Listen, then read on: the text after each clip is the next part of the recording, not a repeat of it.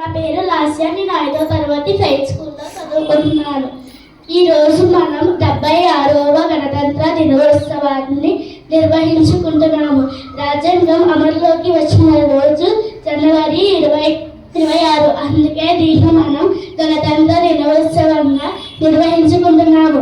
భారతదేశానికి స్వతంత్రం వచ్చిన ఆగస్టు 15 ఎంత ముఖ్యమో మన దేశానికి రాజ్యాంగం అమలులోకి వచ్చిన రోజు కూడా అంతే ముఖ్యం. మిత్రులారా, ప్రపంచంలోనే 2వ అతిపెద్ద దేశం భారతదేశం. ప్రపంచంలోనే అతిపెద్ద లిఖిత రాజ్యాంగాన్ని కలిగి ఉండడం మనందరికీ గర్వకారణం. ప్రజాస్వామ్యం విషయానికి వస్తే ప్రపంచం గుర్తించుకునే దేశం మన భారతదేశం.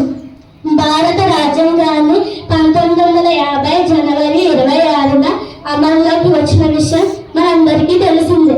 డాక్టర్ బిఆర్ అంబేద్కర్ భారత రాజ్యాంగ పితామహుడిగా పేరు తెచ్చుకున్నారు. దేశానికి ఒక క్రమబద్ధమైన అర్థవంతమైన రాజ్యాంగాన్ని రూపొందించి అమలులో చేయడానికి ఆయన చేసిన అపారమైన కృషి వల్ల ఆయనను భారత రాజ్యాంగ పితామహుడిగా పిలుస్తారు.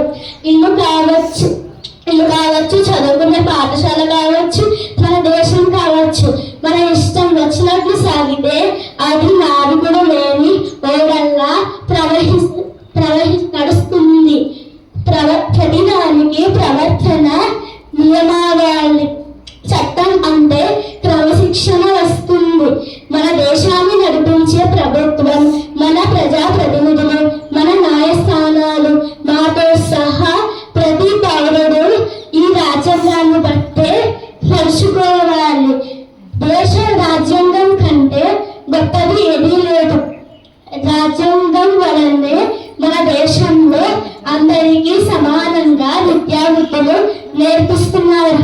అన్ని వర్గాలు ప్రజలు సమానంగా విద్యను అభ్యసిస్తున్నారు. రాజ్యాంగం అమల్లోకి వచ్చిన తర్వాత భారతదేశంలోని ప్రతి పౌరుడికి ప్రాథమిక హక్కులు లభించాయి. ఈ దేశ పౌరుడిగా మనం కూడా కొన్ని విధులు నిర్వహించుకోవాలి.